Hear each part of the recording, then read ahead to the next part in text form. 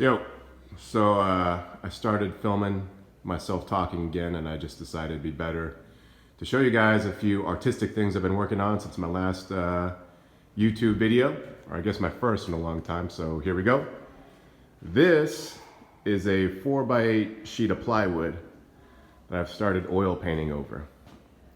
And if you've ever worked with oil paints before, you know how expensive that is to fill up a 4x8 sheet of plywood. This is about 2/3 of the way done right now. This is based off a photo that was taken of me and my friend Chris from a movie that's coming out soon in Sacramento. It's called Grunk the Smasher. So yeah, I'm gonna fill up a lot more up top right there, do more detail on the characters because I'm just starting to bring them out a little bit more. And that should make a pretty badass platform. This is gonna replace the Stranger Things platform over there, which has seen better days. It's all lumpy now, I gotta fix that. The thing about this space is none of the ground is level, it slopes downward this way. Additionally, we've also destroyed the concrete underneath, so I gotta go back in every few months, fill it with sand, all the holes we made, level it out, and then build up, more and more layers as we go. And you can see that we're at a lot of goddamn layers at this point. So, yeah, there's a better way to do it, but this is the way I'm doing it, so I don't need any advice in the comments. This is my main piece, like my actual, I see these platforms as like practice because they're eventually gonna be destroyed. This is like a piece that I would try to put into like a showing somewhere. Ooh, take a look at that. This is probably the best oil painting I've ever done. A friend of mine who we did a photo shoot together, she's like a model and stuff, and I just straight up asked her if I could do some paintings with her face on it, and she said yes, so I'm thankful for that. This is my first time actually practicing proper color theory technique on a painting, and it turned out pretty good. So I'm gonna hopefully do a few more with her as the subject matter, and then I should learn a lot more out of that experience. You can see I'm running low on paint right now. This right here is probably like 60 bucks at least, probably like 70 more. This here is a cat. This is about a quarter of the way done. This was a commission piece for a friend of mine, but I might keep it, we'll see.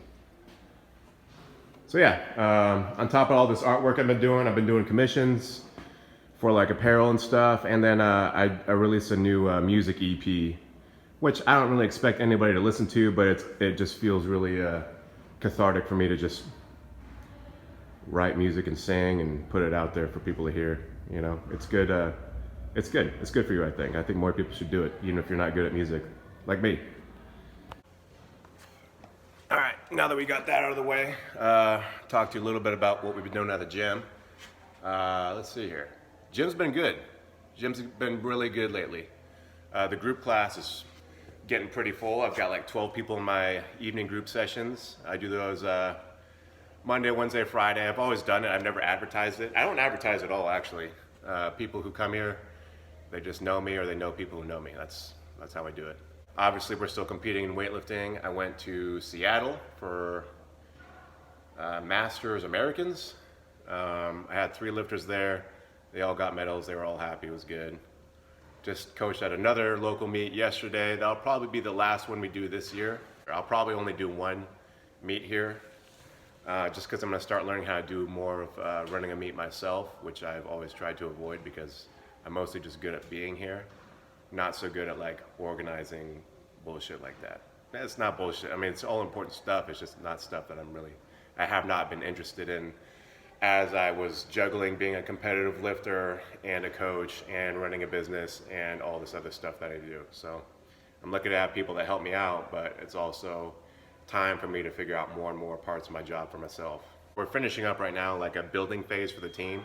It's been a good 16 weeks of that. And most of my people, they had really, really weak legs to start with, and now it's not so much that way. We're gonna get more into like a traditional cycle for weightlifting at the beginning of the year. So it should time out pretty well. I've been training still myself. I haven't really had anything finite I've wanted to do. I started running my deadlift program. I'm proud to say the results are pretty good so far. I've been getting back into the grip stuff too. I just submitted a lift for like this online arm lifting challenge where you do a double hand, overhand deadlift with the fat grips. I'm not sure if you've seen those. That was a lot more difficult than using just like an axle bar, just because the grips are squishy. I'm gonna continue doing arm lifting as a supplement to whatever I do, just because I think a strong grip is good for everybody. And I'm just really proud to have a strong grip.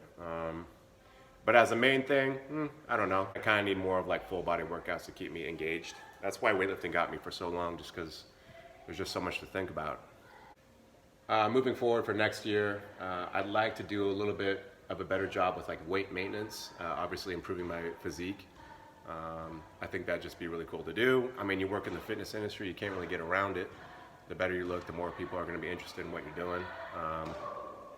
But I'd like to do it in like a healthy way, because what I've always done is just, I would have a meet coming up, and this is when I'm cutting a 94, you know, maybe a few weeks out, I would just do this like dramatic cut. I would look good, I'd take pictures of my abs and stuff. I've always been there, it's just like you couldn't see them because I was fat. I would like to do something a little bit more sustainable, because I don't have consistent meets coming up, you know,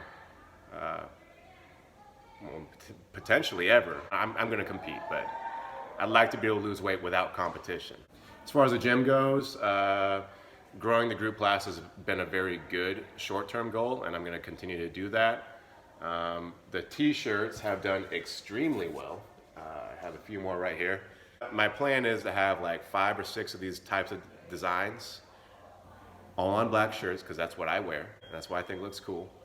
All different colors on the ink, and just have those as like our shirts. Where'd you get that Occam shirt? At the Occam online store. You know, that could be a good way to just sort of get my aesthetic, my message out there. So that's another goal, get the website up, sell more shirts. I'm not really interested in doing any online programming. I don't like to be available for communication that often. That's not healthy for me, not good. Probably will not do online programming beyond like general online templates that people could download with all the information they need right there, so I'm not blown up with emails, text messages, and all that bullshit. Yeah. So checking in, things are going really good right now, and I plan to continue pressing forward in the new year.